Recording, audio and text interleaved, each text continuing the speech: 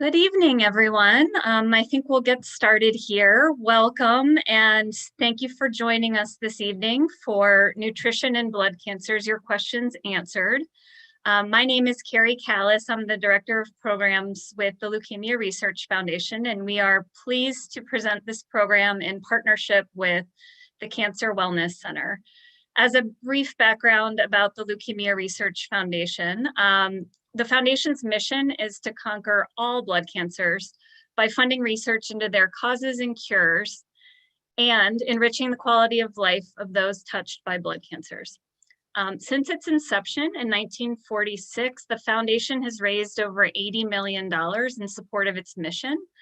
And the Foundation has funded research grants to over 500 new investigators on 5 continents and supports patients and families living with a blood cancer diagnosis through educational and support programs. I encourage you to visit our website, allbloodcancers.org, to learn more about our programs. The Leukemia Research Foundation and the Cancer Wellness Center have partnered several times now on various patient programs, and we're honored to work with them. They do amazing work for the cancer patients and family community. We are also, I wanted to let you know, we're collaborating to offer another event on February 22nd called Managing Treatment-Related Side Effects of Blood Cancers. And that will be held also in the evening, similar to this, virtually, with Dr. Deborah Katz from Rush. So at this point, I would love to turn it over to Savina, who will give a little bit more about the Cancer Wellness Center and introduce our fabulous speaker, Lori. Thank you so much, Carrie. It's always a pleasure collaborating and working with you. Welcome, everyone. Good evening. Thank you for joining us. For those of you unfamiliar with the Cancer Wellness Center, we are a nonprofit organization that provides a variety of programs and services that seek to improve the emotional and well-being of those affected by cancer. Our services are all free of charge, and they include things like education programs like the one this evening, which help you navigate the varied challenges that come with living with a cancer diagnosis, wellness classes like yoga, meditation, Tai Chi, all that provide a holistic approach to healthy living, and our support services, which include counseling and support groups that are designed to help patients, their loved ones, and those bereaved manage the mental and emotional impact of cancer. Without further ado, I want to introduce you to our speaker this evening, Lori Bombacco. Lori joined the Cancer Wellness Center in 2015 and is our board certified specialist in oncology nutrition. She is a rock star. She presents on a variety of different topics. She also works part-time at the Kellogg Cancer Center and is a professional speaker for Lilly Oncology and the co-founder of Cancer Nutrition Care Team. Lori facilitates our Weight Loss for Wellness group and Mindful Kitchen. Lori, welcome. Thank you so much for speaking to our participants today. Thank you, Savina, for that introduction, and thank you, Carrie. It is so exciting to be able to collaborate and to join Cancer Wellness Center with the Leukemia Research Foundation, because I think we reached quite the broad audience. So thank you all for joining me tonight. I am presenting to you live from the center, and I have a couple things in store for us this evening. I have a PowerPoint presentation to share, and what I'm going to do during this PowerPoint presentation is try my best to answer all of your great questions that you submitted ahead of time. There were over 30 questions, I believe, that were submitted, so that I had quite a bit of work to do. Now, chances are you might have additional questions as I go through the PowerPoint. And so I encourage you to use our lovely chat box to drop more questions into as I go along.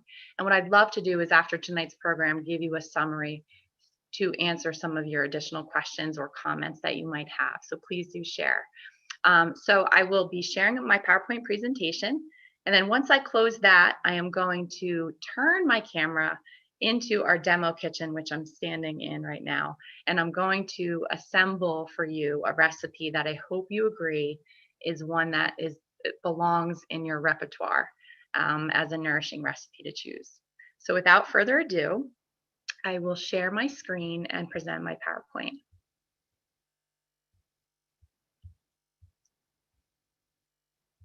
Okay, so hopefully everyone can see that all okay. And I will get started. So before I begin answering all of these great questions, I just wanted to share with you all my personal and my professional philosophy that food is more than just nutrition.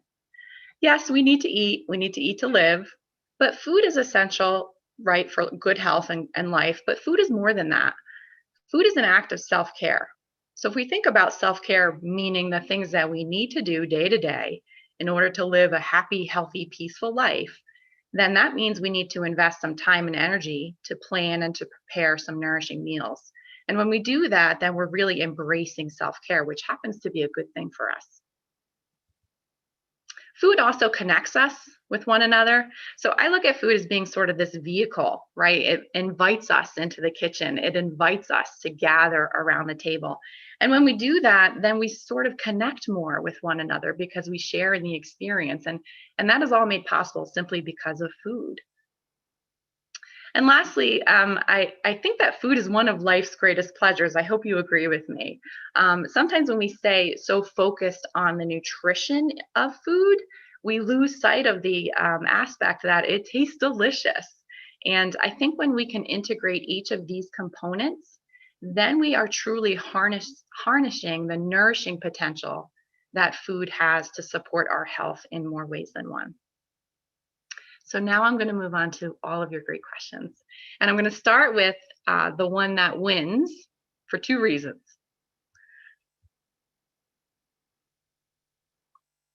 This question wins because it's the longest, but it also happened to be my favorite question that was submitted. So I'm not going to read it all in entirety for you, but I put in bold letters what really stood out to me about this question. This individual is feeling conflicted because there's a lot of information about diets and about research that exists. And this individual is looking for help to sort through all of that conflicting information. And with the goal in mind of eating a nutrient-dense diet to remain as healthy as possible. Wow. I mean, this is why I do what I do. I've been a dietitian since 2004, and this is the reason why I remain so passionate to work here at Cancer Wellness Center, because I agree, there's a lot of conflicting information that exists, and my responsibility is to make sure I am a reliable and trustworthy resource for anyone that I meet. So that includes my presentation tonight or anyone that I meet moving forward. So my job is to help try to build some confidence in those that I work with, to help them best understand how to navigate all of this information and to feel confident that they're making the best decision for them. So with that in mind, you know, the best answer I can give to this question, and in all fair respect to the individual, I think it's most important that you consult with an oncology dietitian, because a personalized approach is best. And this consult can give you a more thorough evaluation based on your unique needs and your unique circumstances. And then you can create a plan from that. And that's often the case with this conflicting information, is that it's all generalized. And for all these different types of cancers, as it turns out, there are nuances that matter. And I'm going to explain a little bit more in detail tonight. But the experts do tell us that no single food or nutrient alone has been shown to cure or to cause blood cancers, and for all other cancers for that matter. But what is promising is that we see a nutrient-dense diet can provide us with an abundance of cancer protective compounds. And I get to explain a little bit more about that tonight as well. Now, if you're eager to learn more, I would encourage you to resort to my lifeline, the American Institute for Cancer Research. And if you click on this link, which you will be getting these slides after tonight, if you click on this link, it will bring you to a section on their website, and they are the go-to source about cancer and nutrition. This section on their website is Foods That Fight, as well as the many different versions of plant-based diets. And I'm going to explain a little bit more about that this evening as well. Okay, so the next set of questions I put together because they were similar. Are there any foods or drinks that would increase my platelets? And what about white blood cells? I want to boost my red blood cell count, but not gain weight. Is red meat or organ meat the best way? These are great questions. I get these very often, and they're difficult to answer, and I do my best always. So I'm going to start first with platelets and white blood cells. Now, unfortunately, at this point in time, there are no known nutrition interventions to improve platelet counts or white blood cells. Despite of what you might have heard, we do not see from research anything that has been shown to be effective just yet. Now, I will share this about platelets. Our platelets are manufactured in our bone marrow, and our bone marrow is in our bones, right? And especially our long bones, like bones in our legs. And so the thought is maybe if you moved the bone marrow, you might stimulate production of platelets. And so movement of the long bones, like walking up and down the stairs, might be an avenue for you to consider. Certainly because we know this would not hurt, it would only help you. Now, what about those white blood cell counts? If they are low, someone is immunocompromised. So I just want to take a moment to discuss that about food safety and cancer. So if someone is immunocompromised, they also are compromised in their ability to protect themselves against a foodborne illness. And there were a couple of questions about particular foods that I'm going to explain. So what the experts recommend is if someone is immunocompromised and their white blood cell counts are low, that they consume foods that are low risk, not the high risk foods, right? So we're going to focus on low risk foods and minimize those high risk foods. What are high risk foods? Well, they are things that are more likely to contain pathogens that would be more likely to cause a foodborne illness. A good example of that is deli meat. And someone asked a question about Jersey Mike's subs, and it made me chuckle because I'm from New Jersey, so it made me quite proud. But the deli meat from anywhere, including Jersey Mike's subs, are considered high risk. They are more likely to contain pathogens that could cause foodborne illness. And I included on there a link from an outbreak in October from some deli meats that you might be interested to know more about. Also, too, someone asked about raw meat or raw milk, and raw milk is in that high risk category. So we would not advise someone with low white blood cell counts to consume raw milk in favor of pasteurized milk. Pasteurized milk is considered low risk. So if you'd like to know more about food safety, the USDA and the FDA have partnered and they made this great resource, Food Safety for People with Cancer, and it was just updated over this past summer. So it's like hot off the press. So if you click on that link, again, you will see more about that information. But let's go back to those red blood cells. So nutrition is implicated in building red blood cells, and there are specific nutrients to consider. It is some of our B vitamins, as well as iron and zinc. And a deficiency of one of these nutrients could result in the compromised ability to form red blood cells. However, I will say that more often than not, low counts, including red blood cells, are not due to a deficiency in those nutrients, but rather it's a consequence of the disease or more likely the treatment that's being used. And so a band-aid of taking a dietary supplement or trying to take more in through food is not going to fix the underlying problem. And it's important for you to know that. Now, just for your information, I want to talk more about these nutrients. So I've included a chart to demonstrate for you all where we find what nutrients, where we find them in foods and how much are in those foods, how much we require every day. And I'm not going to go into detail about them. I'm just going to highlight iron for you. So you see the requirements that men and women need. And if you're premenopausal, you need a little bit more. And what we notice is that we can find iron in, yes, red meat like lean beef, but we also can find it in some plant foods as well, like lentils or tofu. And we see a considerable amount is available in those foods. But here's the trick. With red meat and with any animal sources of iron, that iron is better absorbed. So when we eat plant sources of iron, we do not absorb it as well. So what do we do about that? Well, we can find a partnership in vitamin C. And so when we're consuming foods that have plant sources of iron, if we also consume foods that have vitamin C, it helps to enhance the absorption of the iron in that food. So let me give you some examples. If we were to have some lentils, like make a lentil soup, we could put in some canned tomatoes And this vitamin C from the tomatoes will enhance the absorption of the iron from the lentils. Same thing goes for tofu. If we made a stir fry and we put in some bell peppers, especially red bell peppers, which are very high in vitamin C, this again enhances the absorption of the iron from the tofu. Now, what about the calories, right? So maybe we don't necessarily need to rely on beef or red meat for all our iron, but can it fit into a healthy diet pattern, especially if we're trying to control calories and our weight? Well, yes, it can. So you see here, for a sensible portion of lean beef, it's not actually that high in calories. And I would argue that you can sprinkle within your day or week small portions of red meat and still control your calorie intake. So the bottom line about nutrition and blood counts are that if you suspect you have a nutritional deficiency, ask your medical team. If you are losing weight, if you're not eating well, then you might have a nutritional deficiency. And I would seek out a nutrition consult to get some advice on a more specific level. Don't necessarily assume that you need to take more iron and go ahead and take an iron supplement without the advice of a medical professional. More iron or too much iron in your body could be detrimental.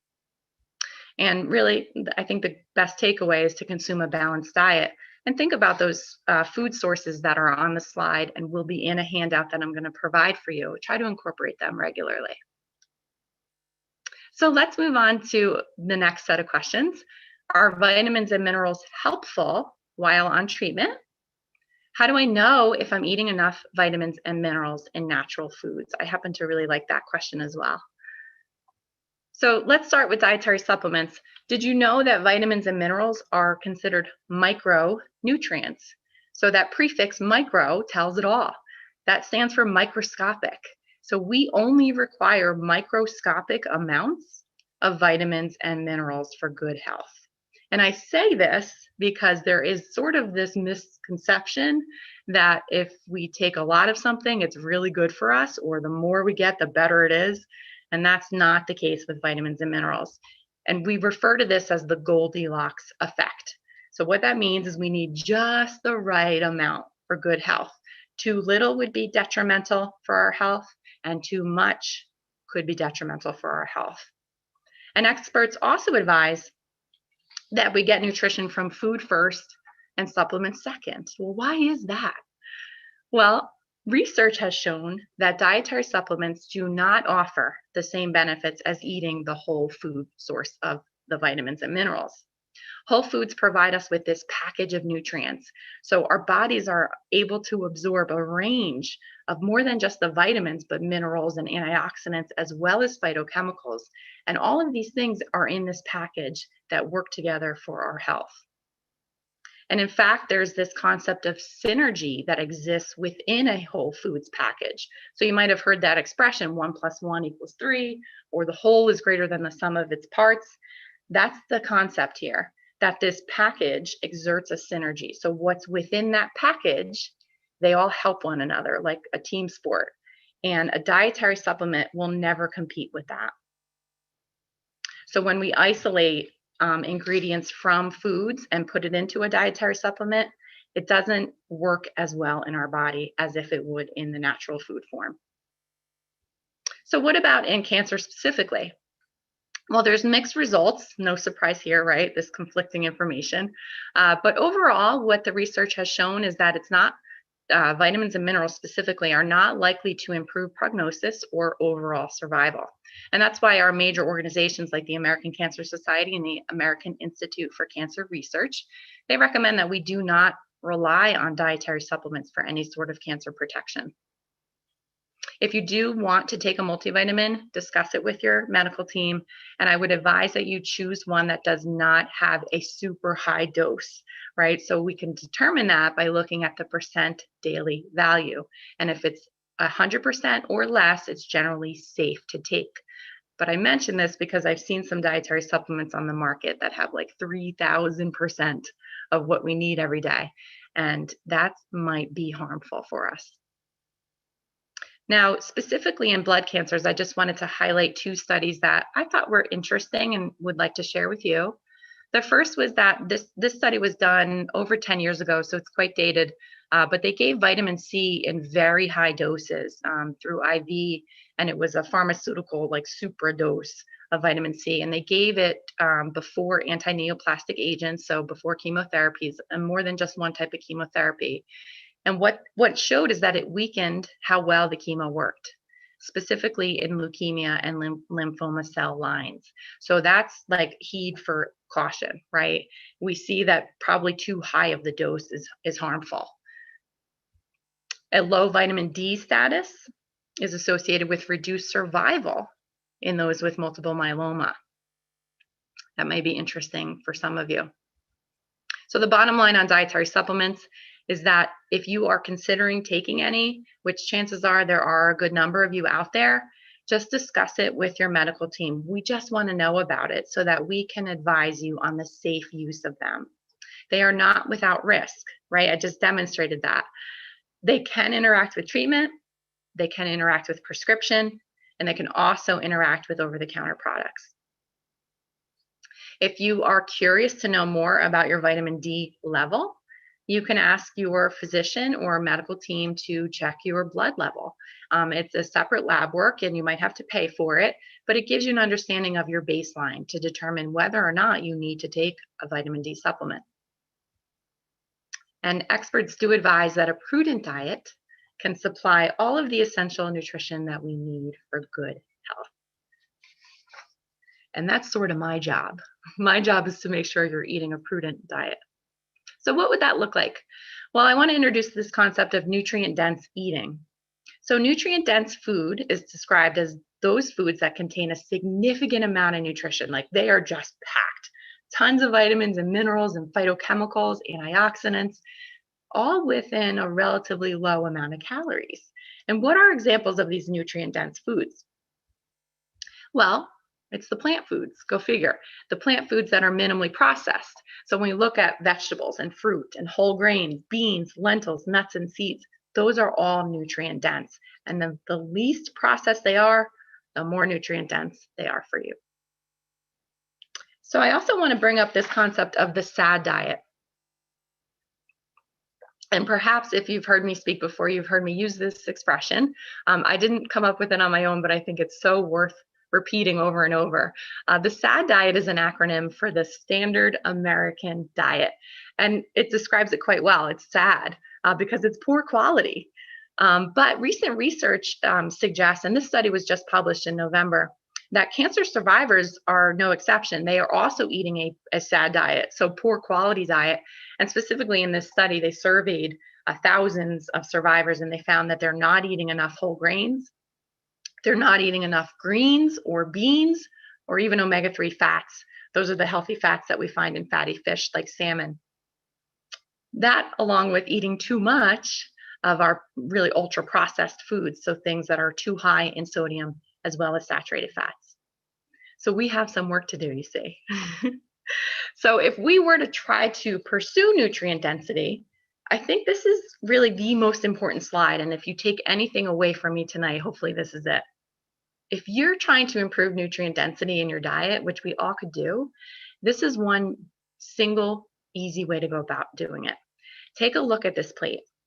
And anytime that you are thinking about eating, whether you're ordering out from your restaurants or you're deciding on what to eat, try to design your plate to look like this, okay? So if we break it down, we see that half of the plate can be dedicated to our nutrient-dense, non-starchy vegetables.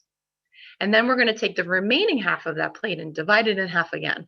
So a quarter of the whole plate can be dedicated to starchy vegetables or our quality carbohydrates like whole grains. And then the remaining quarter of the plate can be dedicated to our quality proteins that come not only from animal sources, but also plant sources. So here's what that would look like specifically. We see some carrots and some green beans, and they are like taking up the majority of the plate, right? And then the remaining half of the plate is divided in half. We have some corn for our starchy vegetables, and then some baked chicken for our protein. But there are so many other ways to design plates that look like this. And here are some examples. And I am also sharing this with you in a handout after tonight's program. So you'll have the opportunity to try to design your plate to look like these.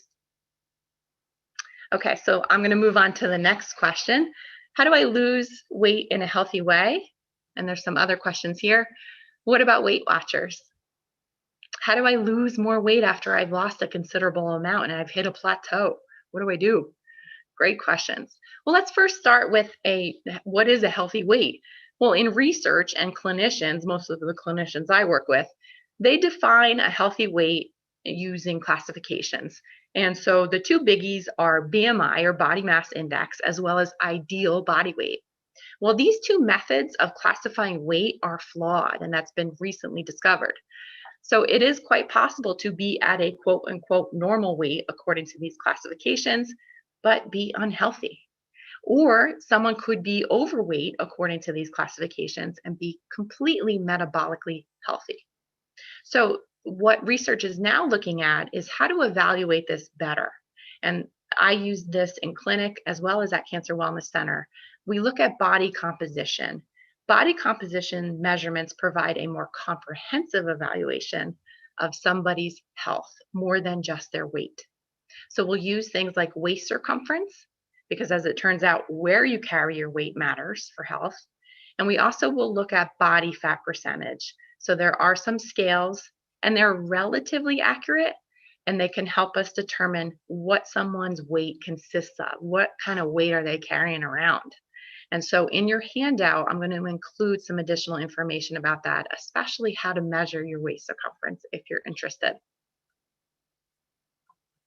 Now, why do we care so much about being at a healthy weight? Well, this is because obesity is associated with risk for some types of cancers. And I have them listed here on the slide for you to see. But not only with cancer risk, we do know that obesity is associated with risk for other chronic diseases like cardiovascular disease, diabetes, even Alzheimer's disease. And it's associated with risk for early mortality. So, since I've started practice, our conversation really has changed. And what we're finding is that if you are on active treatment and you want to lose weight, that may be a consideration for you, right? And that's a change since, some time ago. Even when I started practice, the advice was, no, you cannot lose weight. There's no way, don't do it. We've reconsidered that. And for a small group of some of our patients, it may be safely pursued.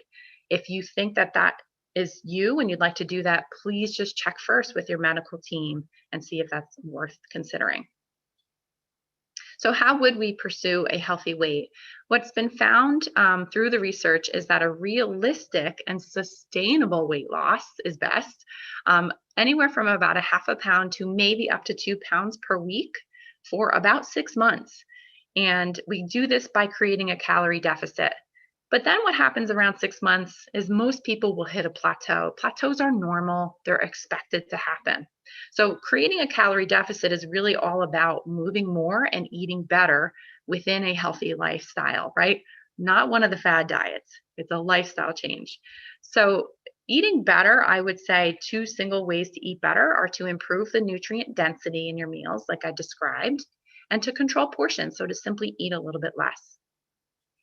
So when you do hit a plateau, as I shared, this is normal and expected to happen. We have to reassess the plan. And very often what has to happen at that point is a change in activity, whether it be an increase in the duration or an increase in the intensity of the activity. And sometimes too, we'll look at the amount of calories someone's taking. We might shift them around a little bit. Maybe someone's eating late at night. We might ask them to shift most of their calorie intake to earlier in the day. Now, programs like Weight Watchers, to answer that question, they generally advocate for this type of approach overall, and this is why they kind of get the seal of approval from professionals. Now, just a little plug for Cancer Wellness Center. We have a program that I help co-facilitate. Savina mentioned it.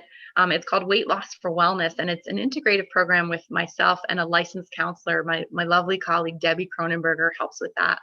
And it's based on mindfulness. So our approach is to help reduce emotional eating, reduce stress, and also address mindless eating, right, which we're also guilty of, like eating in front of the TV or computer and not realizing how much we just ate.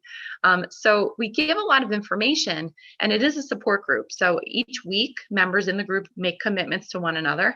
We discuss a variety of topics. Lots of information is exchanged, but I think the most important part is that we introduce tools so that you can put all these tools into this toolbox and really start to execute the recommendations rather than just understand what needs to happen. You're actually doing it. So there's a link on the slide there that you can follow. We are currently recruiting for our 2021 group, and you can see it right on our website. Okay, so I'm going to move on to the next question. What about keto? I have to pause to take a moment here. This is a big question, right? And it's very popular. It's probably the most popular question that I'm getting right now. Well, maybe the next question might be, but they're very similar, these next questions. So what about the ketogenic diet? So just for your information, the ketogenic diet is very low in carbohydrates. It's also moderately low in protein. So many people will falsely assume that you can eat a lot of protein on a ketogenic diet. That is not the case.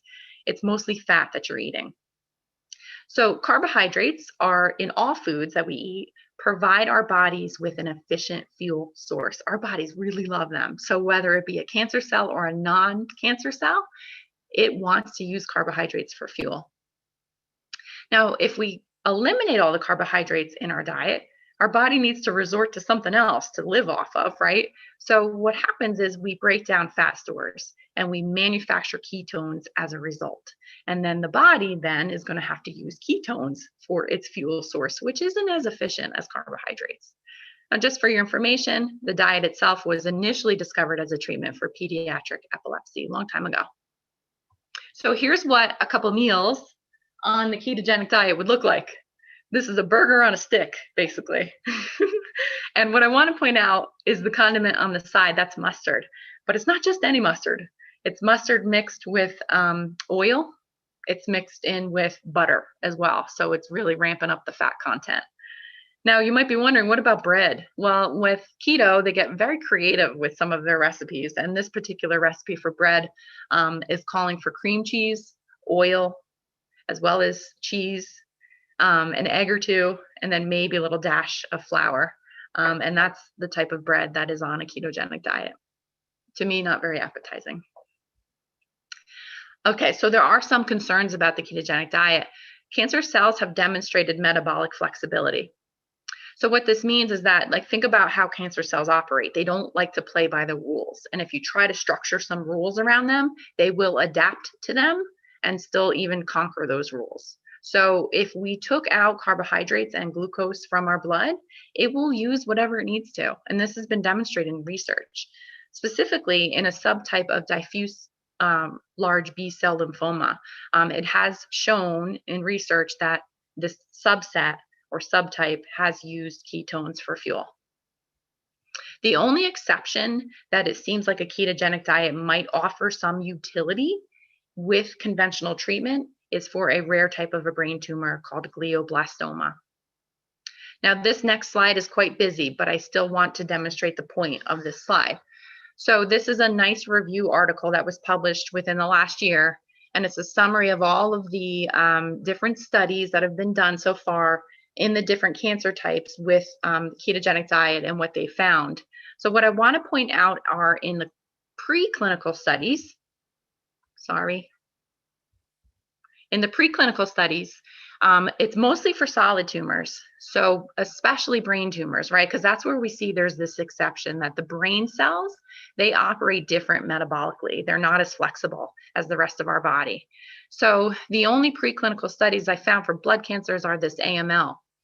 And preclinical studies, for your information, they're not really very good studies. They're done in petri dishes or test tubes, and then done in animal studies. Now, the proposed effects on tumor cells.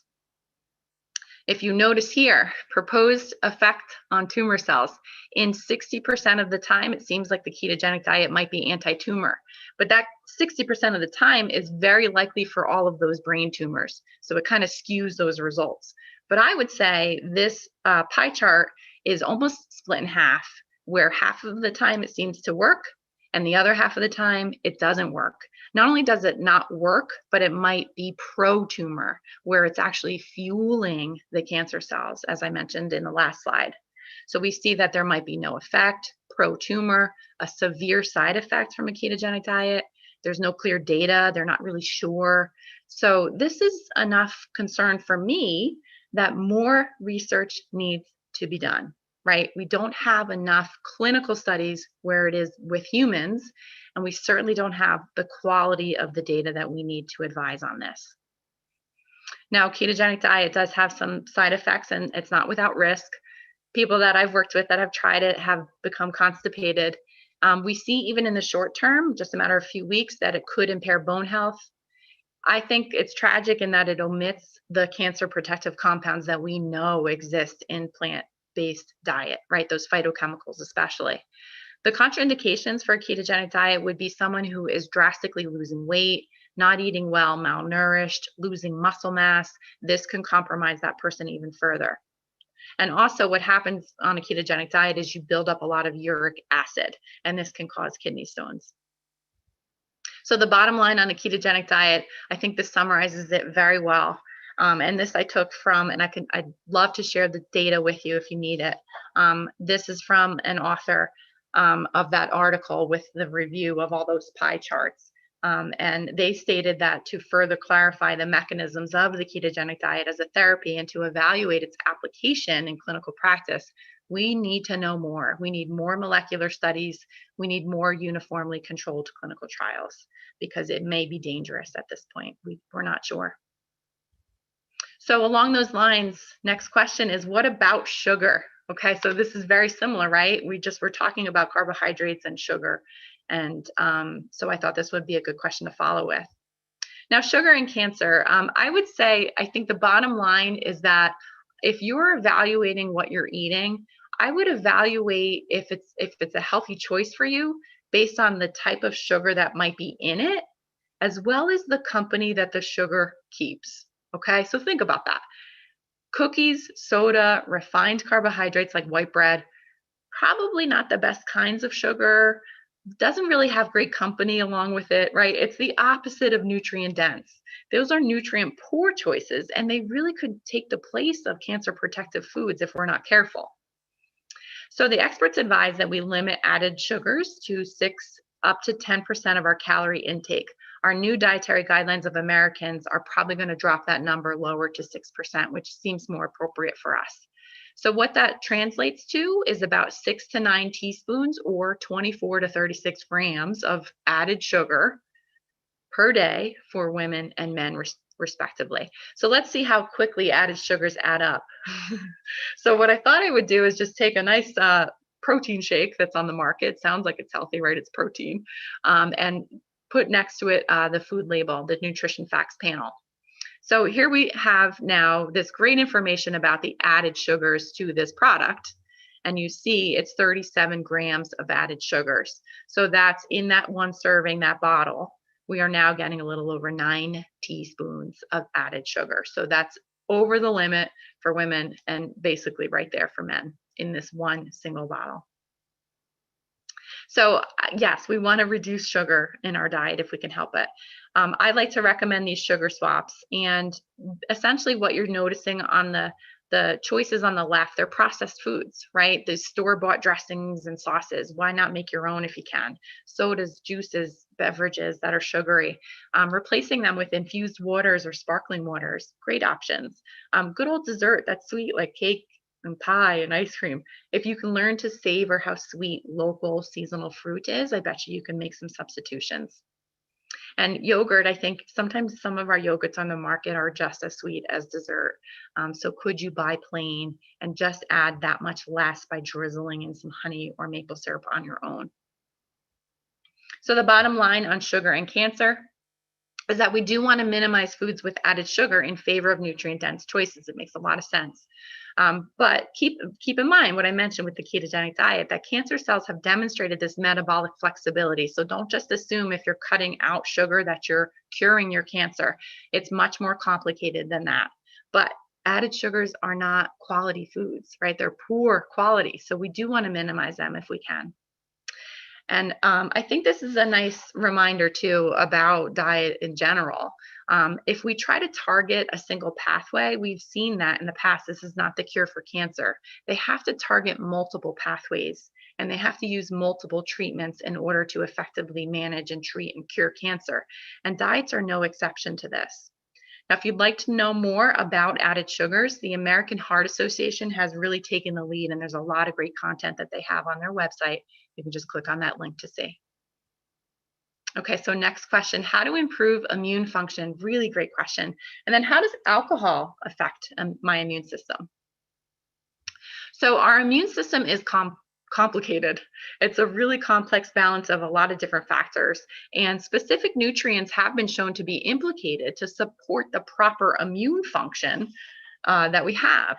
But it is, I just want to point out, it's the idea of boosting our immunity is sort of misleading. We really just want our immune system to do its job. We don't want it to be overworked, and we don't want it to be underworked. We want it to do its job, and that's final. All right. So there are, as I mentioned, these nutrients that are involved with supporting our immune function. I'm not going to go into detail because you're going to get this information for yourself. Okay. But the bottom line is you see, here's what we might want to consider consuming regularly. You see how high they are in these nutrients. Hopefully what you're noticing are that these are quality foods. I see lots of color in terms of the fruits and vegetables, and I see some fish, some fortified products, yes, but nuts and seeds, spinach, lentils, all great choices, okay? And all really can help round out your nourishing plate that you're building. So we want to rely on food first and not supplements to support our immune system. And also too, this concept of supporting our gut health. So you might be familiar with this. Most of our gut, our immune function is actually living in our gut. It's our microbiota that we have there. And it exerts a huge impact on how our immune system functions. So what I often recommend too, if you're looking to support your immune system, is to consume fermented foods regularly. They have probiotics that are in them, and they will act like the beneficial bacteria that live in your gut. So things like yogurt or kefir. Similarly, we want to give those good beneficial bacteria, we want to give them some fuel so that they can flourish. And prebiotics are just that. They are special fibers that are found in foods like asparagus, garlic, and onions, and they act like food for the gut. Now, what about alcohol and immune function? Well, what I see in the research is that excessive consumption, which is defined as more than 8 drinks for females and more than 15 drinks for males per week, has been shown to disrupt our normal inflammatory response, which is part of the immune response. It can directly impact the cells that protect the lining of our lungs and our respiratory system. And it also has been shown to weaken the gut by actually impacting the beneficial bacteria that reside there. So this is why we see those that excessively consume alcohol, that they're more likely to develop respiratory infections, like something like pneumonia.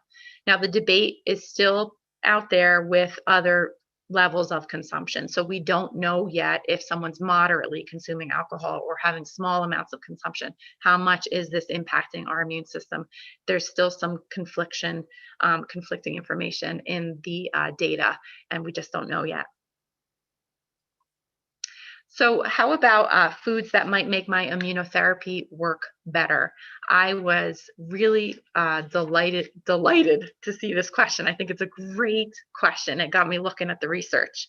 So diet and immunotherapy, the first point I want to make is that my job at Kellogg Cancer Center, where I'm in clinics, is to make sure patients stay on treatment. And what we know is that if they can stay on treatment, then chances are they're treating their cancer and they're hoping for a cure. So what matters for them to stay on treatment? That they stay hydrated and they stay well nourished. That's what we know. And that's what matters most at this point in time. But there is some interesting research that is coming out about diet and immunotherapy. So I just talked about the gut and how the gut has these beneficial bacteria that seem to be implicated in our immune system response. So can we manipulate our gut in a way that would be favorable? Well, there is some mounting data that suggests that could be the case. in that if the gut microbiota is functioning a certain way, it could change how well it responds to treatment, especially immunotherapy, and how well or not does it become do you have toxicities from immunotherapy? And what it looks like is that there may be a type of microbiota that someone has that's more beneficial and more likely for that to happen. Well, here's the problem. We're a little too far off right now because we don't have any way of practically measuring what someone's microbiota is. And we also don't know yet what intervention, diet-wise, probiotic-wise, might influence the microbiota. So we just don't know yet, but stay tuned because some information might be coming out. I do know this about the microbiota, that the diet does influence it.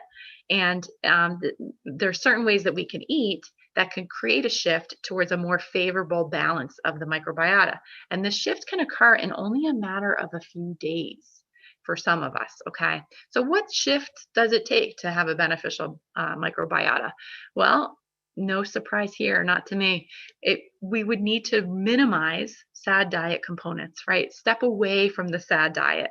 So that means our highly processed foods like processed meat, salty foods, sugary foods, fatty foods that are really empty calories. They're not giving us a lot of nutrition. But in favor of those foods, we could have some minimally processed plant-based foods. This will add precious fiber and especially prebiotics, which will support a beneficial growth and establishing a healthy gut microbiota. So a little bit more about the plant-based diet and gut health. So I'm going to talk a little bit more about plant-based diets at the end.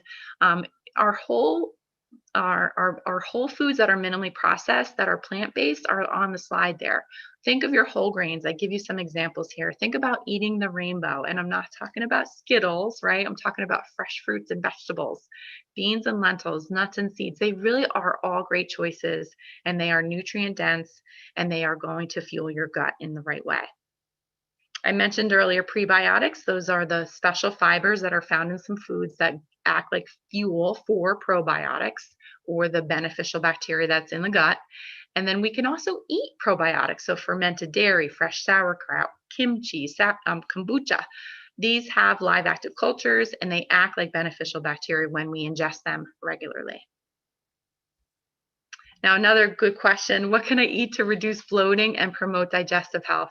Well, how do we reduce bloating? There's really two ways of going about it. Looking at the foods that you're eating, and could some of the foods that you're eating be causing bloating and gas? And so I've listed all of them here. I would say do like an inventory for yourself. You know, which ones of these are problematic and in what amount? And some people will keep a food diary in order to determine that. Also, minimize gas-forming behaviors. If you're like I do, you need to do this a little bit more. We need to eat slower. Minimize chewing gum or drinking with a straw or even sucking on candy. Then we're engulfing air, and that can cause some gas and bloating. I'd like to share with you a digestive health checklist. And I think this is helpful as you approach not only just minimizing bloating, but also supporting the gut while on treatment and recovering from treatment or surgeries. This is all really worth your consideration. So I'd like to share that the gut likes a routine, and we can kind of condition the gut if we have a rhythm or have kind of a sync to when we eat, how much we eat for meals and snacks. And if we do this on a regular basis, the gut will respond nicely. Also, gradually add more fiber. 9 out of 10 Americans are not eating enough fiber in their diet. So we want to slowly add some of those prebiotic foods as well as the soft fibers that are gentle to the gut. Drink plenty of fluids. This helps us to digest all of this fiber. And incorporate some of those fermented foods again to kind of give back some beneficial bacteria to the gut. Next questions. I have no energy to eat. What do I eat? I want to gain weight, but what healthy foods can I include to do that? So fatigue could be caused by several things, whether it be anemia, whether it be poor intake and weight loss, could be a medication that's causing fatigue. And so ultimately, the most effective intervention is then it requires an evaluation of the above, right? Because again, we're not trying to put a Band-Aid on anything. We want to know what is the cause and could there be better solutions to the underlying cause. Now, as we approach nutrition management of fatigue, I always advise that we conserve our energy, right? So can we delegate some responsibilities, whether it be grocery shopping or meal prep, or even when eating? So could someone else shop or meal prep or serve you meals so that you can save that precious energy? Eat the most nourishing meals when your appetite is best. So sometimes people feel that first thing in the morning, that's when their appetite is great. And I wouldn't want you to waste that on something like a bowl of cereal when it could be maybe something that you had for dinner. And you would flip flop meals that way to get more nutrition in your body. And we also, believe it or not, we encourage light activity and ADLs, or activities of daily living. So these are things like stretching, house chores. I call them movement snacks. Just like we eat snacks, could you take breaks and do movement snacks throughout the day? This all in research has been shown to reduce fatigue. Now, a little bit more about nutritional management of fatigue. I gave on a handout that you will get after today many suggestions for meals that are quick and easy, as well as nutritious, as well as snack choices, because we often think of snacks as coming out of the box or the bag, and I want you to rethink them. So I gave you some examples.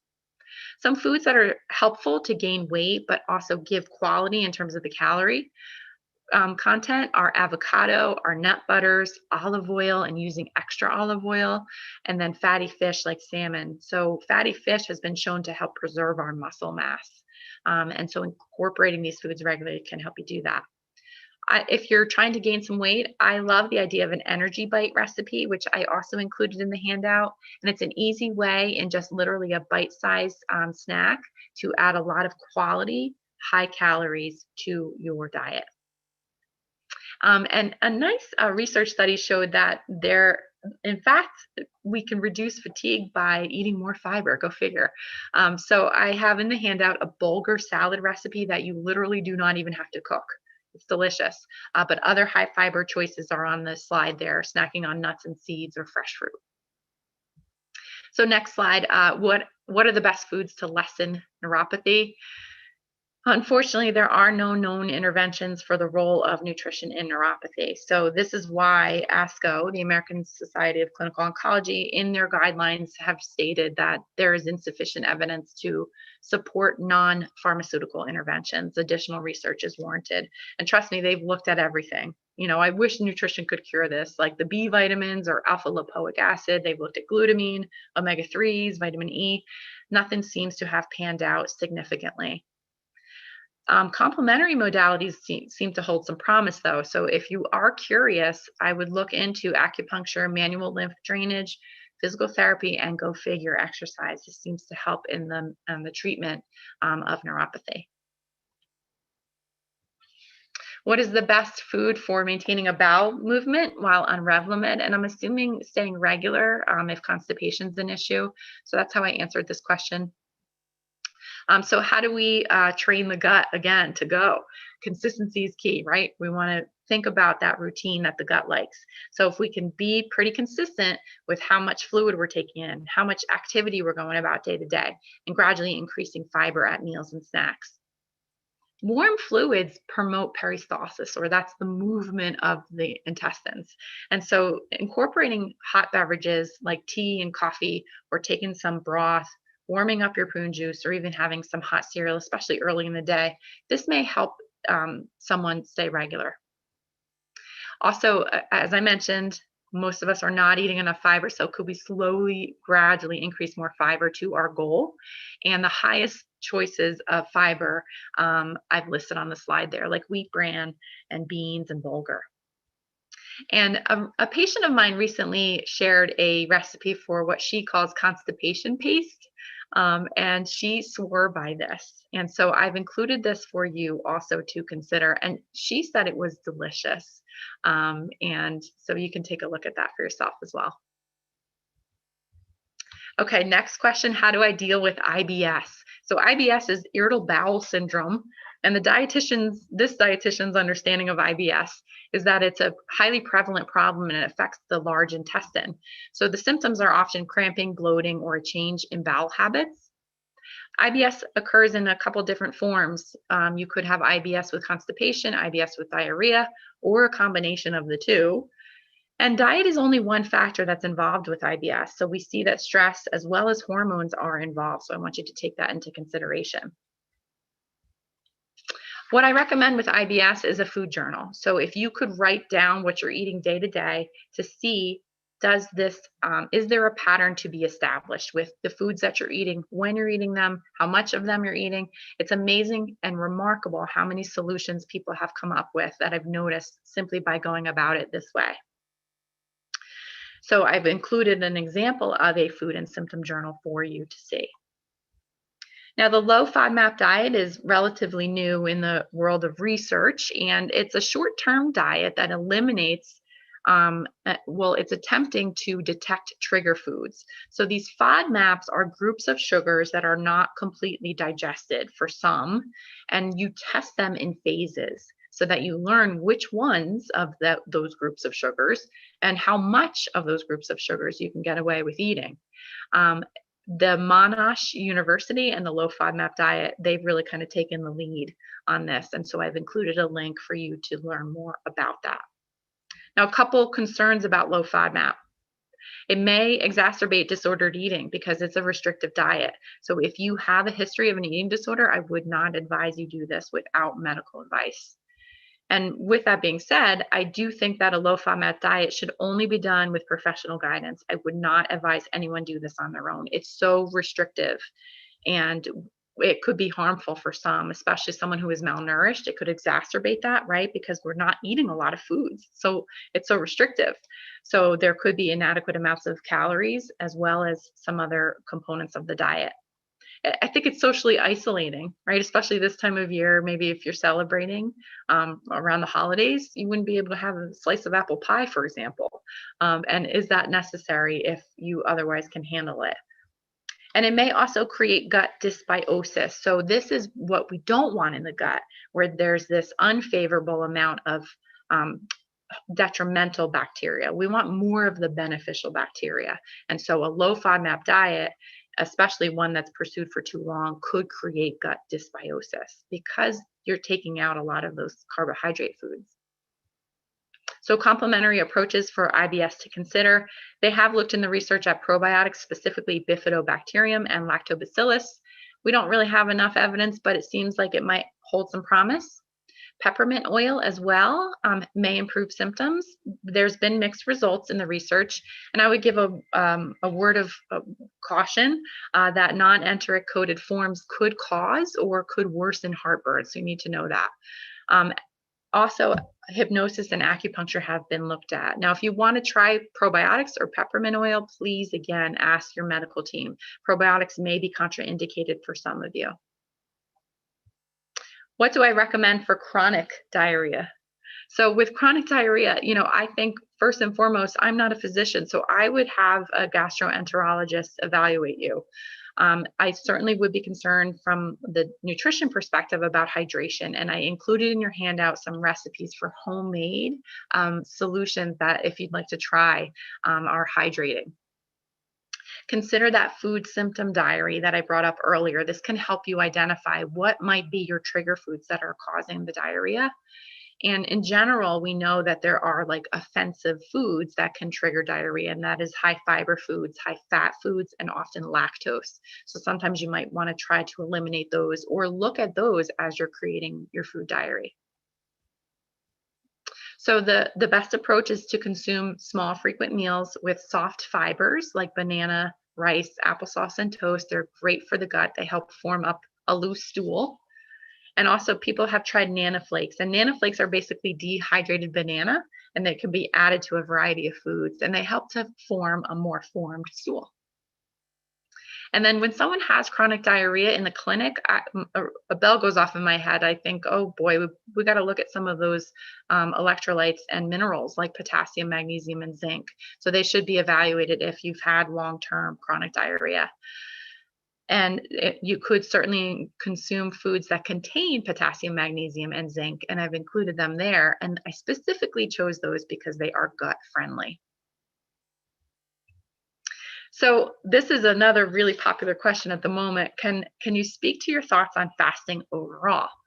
Well, there's a lot of different types of fasting that we are aware of. There's alternate day fasting, and it is just what it sounds like. You alternate days of not eating and eating.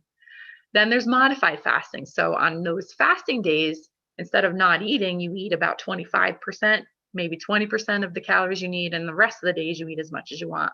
So the popular 5-2 diet is an example of the modified fast. So on 5 days out of the week, you eat as much as you want, but on 2 days out of the week, you're dropping it down to about 20 to 25% of calories. So it's roughly shaking out to maybe 500, 600 calories on those days. There are also time-restricted fasting regimens. And what happens here is you consume as much as you want within the desired time frame every single day. So you could fast overnight for 12 to up to 20 hours, and you would then only be eating for maybe 12 down to 4 hours during the day. And there also is religious fasting. This has been going on for eons, right? But I'm not going to talk about that tonight. So fasting specifically in cancer care, we see that it may enhance anti-cancer immunosurveillance, specifically by enhancing our T cells and enhancing their ability to seek out and destroy cancer cells. It may reduce systemic levels of IGF-1, inflammatory growth factor 1, and this is the type of a hormone that in our bodies promotes growth. So what are cancer cells like? They like this environment that says grow. So if we can lower a growth hormone, this is a desirable thing. And in our solid tumors like breast cancer and our gynecological cancers, we have seen from studies that it may improve response to treatment as well as reduce side effects from treatment. But here's the thing, it's not without risk. So with fasting, one can become hungry and dizzy. It may precipitate malnutrition or exacerbate the loss of muscle mass, right? And also, if it's not carefully planned, someone could be dangerously not nourishing themselves, right? So they could become deficient in protein or essential fats, including some of our vitamins and minerals. So the bottom line with fasting in cancer care is that it appears to be safe, according to the research, especially for those time-restricted fasting regimens. It's a mouthful. So you're still eating every day, but you're just eating only a certain period of time during the day. But questions remain, and this is really the important point to make. We don't know what cancers, what stages of cancers, and what type of regimens are effective. And again, effective for what? We do not know the long-term impact. So we don't know if this even is worth it for improving overall survival or improving progression-free survival. We don't have the research yet. And this is the last question. I had to end it on a great question. Are there pros and cons to a plant-based diet? Good question. So a plant-based diet, did you know that there is currently no consensus for how to define a plant-based diet? So depending on who you ask, you'll get a different answer. Now, I will share for you, for the sake of this evening and in full transparency, the way that I define a plant-based diet is that it's a diet that is minimally processed plant foods. That's what you're mostly eating. So diet in quotes coming from the word dieta in Greek, which means a way of living. So this way of living means that you're eating most of your meals and most of your snacks that are centered around plant foods. So that nourishing plate is a really good example. You may have small amounts of animal foods. That's still technically a plant-based diet. Plant-based diets are associated with reduced mortality. We see longevity for those that are consuming a plant-based diet. So here are some examples, really straightforward, of plant-based meals. So some smashed avocado on toast for breakfast, or some beans and veggies in a burrito for breakfast. Some chickpeas that you mash with more avocado, or hummus that's great in place of tuna fish or egg salad. A stuffed sweet potato. Snacks could be hummus with some veggies, or some chickpeas that you roast and you spice the way that you want to. Dinners can be veggie and lentil soup or barley soup, a bean and veggie burger that you make, and even dessert. Yes, even dessert could be plant-based. So something like apples that you core and fill with oats and nuts and seeds and drizzle some honey and cinnamon on, and you bake that. Voila, you have a plant-based dessert. So what plant-based diets are not, ideally, they shouldn't be this. They're not full of ultra-processed foods, right? So you could have a plant-based hot dog that really isn't minimally processed whole foods, right? What is it? We're not sure. It's a lot of chemical, a lot of additives, and it's not really ideally a plant-based food choice. It's not refined carbohydrates, right? So these bagels are technically plant-based, right? But they are really devoid of nutrition. They are the opposite of nutrition dense. And then foods with high amounts of added sugar. So let's say you swapped out yogurt and replaced it with a coconut yogurt. Well, I would check the label because it may be full of added sugars. And so just because you've made that substitution, it doesn't necessarily render it a better choice. So disadvantages of a plant-based diet. I'm stumped. I don't think there are any. But the only point to make here is that it can be too restrictive. So it can lead to inadequate amounts of eating enough vitamins and minerals if you go vegan, especially. So on a vegan diet, we do monitor for some of our vitamins and minerals that someone may not be eating enough of. But B12 is one that would come into question because we primarily find this in animal foods. But there are some plant-based choices that they fortify vitamin B12 with, and nutritional yeast is a really good example. So if you haven't tried the nutritional yeast and you're curious, put it in the chat box or let me know, because I have lots of ideas to share if you're curious to try. Okay, so that concludes my PowerPoint presentation, and I see that it is just 5 after 7. So I do have a recipe to share. If you would like to stay on, please do. I'm just going to I'm not going to demonstrate the recipe from start to finish. I'm just going to kind of assemble it for you to see. So what I'm going to do is just stop my share, and I'm going to rotate my camera so that hopefully you can see and hear me well.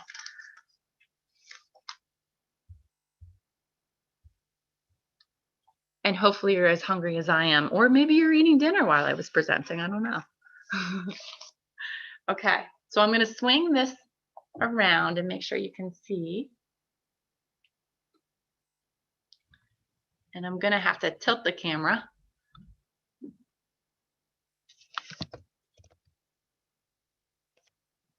So that you can get a good look at what I have in store. All right. And Savina will let me know if for some reason I'm not coming in well enough, but hopefully this will be okay. All right, so what I had in store, I'm going to send this recipe to you as well, but what I had in mind is a mix and match recipe. So I call this a mix and match stuffed squash. And the idea behind a mix and match recipe is that it allows you to use whatever ingredients you want, whether it be because it's what you have in your pantry or it's what you prefer to eat. Okay, so what I'll do is just quickly show you how to assemble this. Now you're going to first start with a nice winter squash. So I happen to have butternut squash on hand, and the way I prep my winter squash, because it's so tough, I don't have the strength and the sharpest knife in the world, that I like to put it in the microwave first, and this will soften the squash. So what I do is I scrub the outside very well, and then I poke it with either a knife or a fork to vent it, because I'm going to put this in the microwave for about 8 minutes, and I'm going to flip it halfway on its side. So this is taken out of the microwave after I've had it cooked. And you could, if you wanted to, finish this off in the oven. So you can roast this more if you wanted to caramelize the winter squash further. So I scooped out the seeds, and I even saved the seeds because I'm going to roast them later as well. So inside this butternut squash, we're going to stuff it, and we're going to stuff it with some nutrient-dense ingredients. Now, if you don't like butternut squash, you could use something like acorn squash, which I happen to have here as well. You could use delicata squash, or you could even use something like sweet potato for this. And that would be nice and easy to do too. So what I'm going to do is I'm going to take advantage of some pre-cooked ingredients, and I'm going to explain that as I go along. But what we're going to do in my saute pan, I have to shift the camera a little bit so you can see. All right, in my saute pan, which I have warming up, it's been warming up this whole time, I drizzled some olive oil. And what are we going to start with that's good for the gut? We got to go with our aromatics, right? So I have some onions and I have some garlic, and I'm going to heat them up in here. Remember, the prebiotics are in onions, right? Onions and garlic. Not only are they delicious, this already smells amazing, but they are nutritious as well. So we're going to pop them in, and we're just going to heat them through. We want the onions to become translucent. And I used a good quality olive oil in here too to start. And then I'm going to add to this, after the onions are translucent, I'm going to add to it a really convenient product, some baby greens. So I almost always have baby spinach in the fridge because it's a way to add nutrient density to a meal, right? We're just going to pop a couple handfuls in there, and we've already added some nutrition.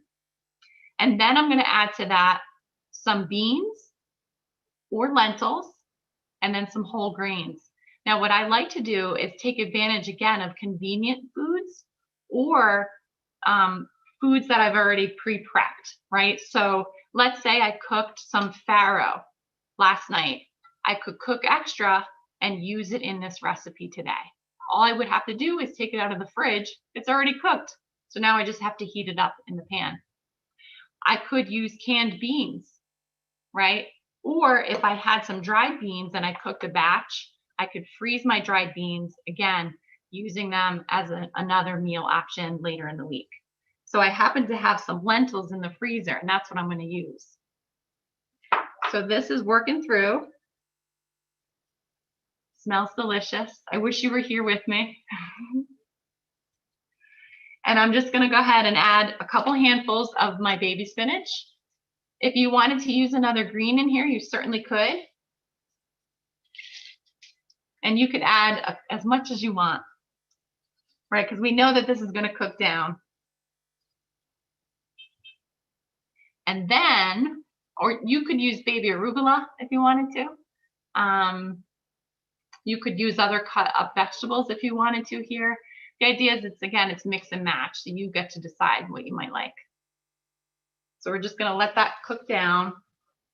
I'm going to add a little salt to the pan too. I forgot to do that initially.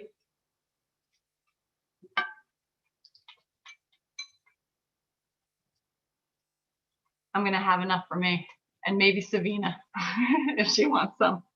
So we're going to let them cook, and then I'm going to add, so these are already cooked.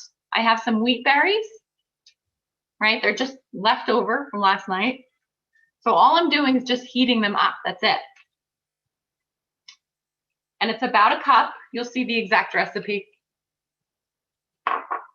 And then my lentils, again, I pre-cooked these and then I froze them. So that way, a month later, if I wanted to use them in a demonstration, I could just take them out of the freezer the night before, thaw them out, and they're already cooked. So I'm just reheating them essentially. So this is a great example of a plant-based recipe.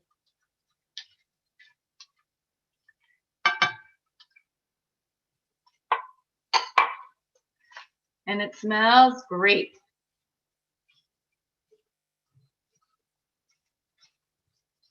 Now to this, we're going to add a little more. This has got a lot of texture to it, I think, but we're going to add a little more interest in terms of color, flavor, and texture. So what I'd like to add to this are some dry fruit. You get to decide. And then some nuts or seeds. Again, you get to decide. So I have a lot of options here in the center. I have some figs. I also have some dried blueberries. I have some apricots. You could use raisins.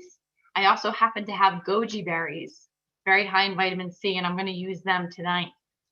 I soaked my goji berries in water because they're pretty tough. So to loosen and soften them up, I soak them in water ahead of time. So I'm going to add about a tablespoon or two of our goji berries. And I think this is already making kind of a festive meal. Lots of bright color here. And then I decided for my nuts of choice to go with walnuts. And I think walnuts are like underrated. I mean, I think they're delicious, right? But walnuts, I think, are phenomenal. And I use that word specifically because they have something called phenolic acids. And phenolic acids help to lower our blood sugar, so they help control our insulin response. And they also have been shown to help feed the beneficial bacteria in our gut. So it's almost like these little guys are creating this environment that's not conducive to carcinogenesis. So we're going to intentionally go with that tonight. But if you wanted to, you could use really any nut or seed that you wanted. You could use pecans. All right, so I have them here. I have pumpkin seeds here. You could use sunflower seeds. You could use almonds. I mean, the options are really endless based upon what it is that you prefer. Now, you could also use hemp seeds if you're looking to add more plant protein to your diet. That would be a great option as well. So this is just heating through, and it's basically done.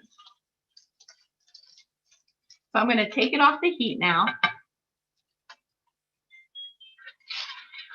And hopefully you can see a little bit. It smells delicious. But what I'm going to do is I'm going to dress this. I'm going to put it into my butternut squash cup, and then I'm going to dress it. So I want to show you how I'm going to make a very simple dressing. And again, this is great if you are looking to save time in the kitchen, if you're struggling with fatigue. You know, all of this is like an energy conserving type of approach. So I took store-bought hummus. It's such a versatile ingredient. So just good old plain hummus. You can get a flavored brand if you'd like. And what I do is I just took a couple tablespoons. It's actually a little bit more than that. It's probably 4 tablespoons. And then I juiced about a half of a lemon. And I'm just going to whisk that together.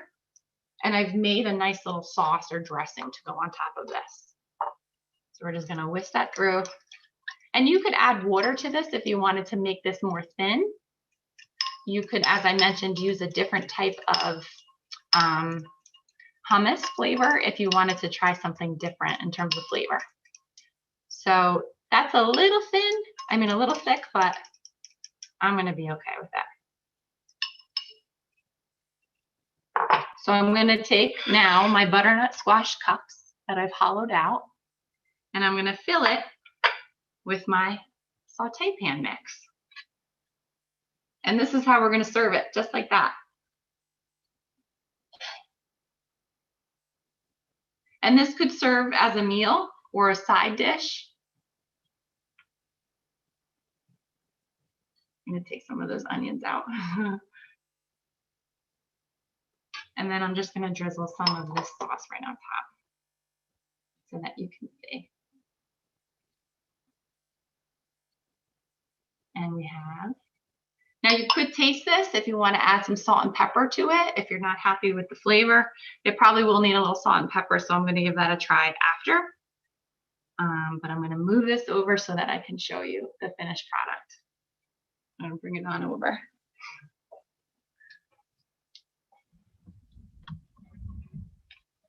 Voila. That's our finished product. Delicious. So that is all I have tonight, everyone. I see we finished just about on time. I want to thank everyone again for attending and for asking great questions. I'm hopeful I was able to answer them. And even moving forward, if you had additional questions, I'd be happy to answer them. Lori, thank you so much for this amazing presentation. And to everyone listening, be assured that those of you who sent questions in, we will address them after this and the post-program materials. You will get 2 emails from us. One will be a program evaluation, so please fill that out. It's just a Google form. It's really fast and easy. We really appreciate any feedback that you have. And then you'll also get the recording of this program as well as the materials and answers to the questions as soon as they are ready. Obviously, Lori needs a little bit of time to answer those. So thank you again, Lori, and thank you, Savina and Cancer Wellness Center for partnering with the Leukemia Research Foundation. Everyone have a wonderful evening. Thanks again. Thank you so much.